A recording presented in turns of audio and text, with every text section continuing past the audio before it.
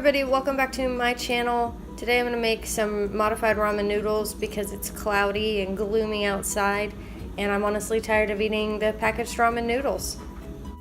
So first I'm going to start off by cutting this carrot into a little square or rectangle and then cut it even smaller from there and then even smaller from there into long little strips. Please excuse my knife skills, they kind of suck. I'm still trying to learn how to not cut my fingers off while I'm cooking. Next I'm going to cut up some green onions. Just going to go ahead and trim off the end first. And rather than cutting them straight across, I'm going to cut them slightly at an angle.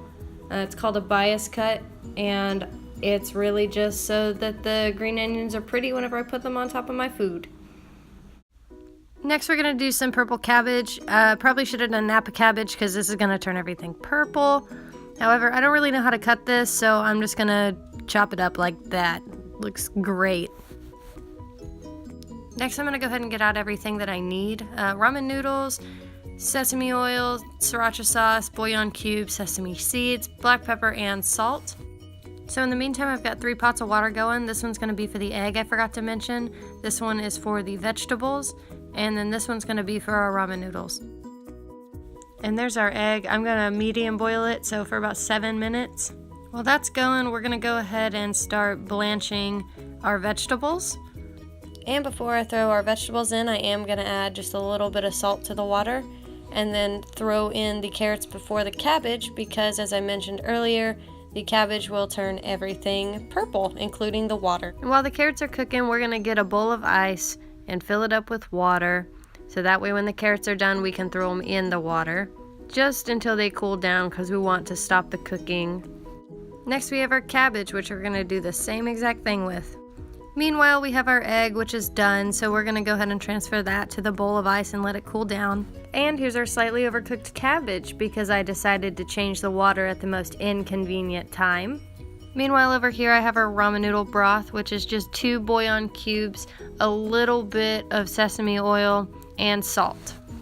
Once we get the water boiling, we're going to go ahead and cook our ramen noodles, which I'm assuming every college kid knows how to make because we live off of them. Alrighty, there they go, well on their way to being cooked noodles. While our noodles are cooking, I'm going to go ahead and get my bowl out and ready, and then shift it slightly because OCD. Stir my noodles around a little bit, and then get my sesame seeds out and ready, just because I like them there.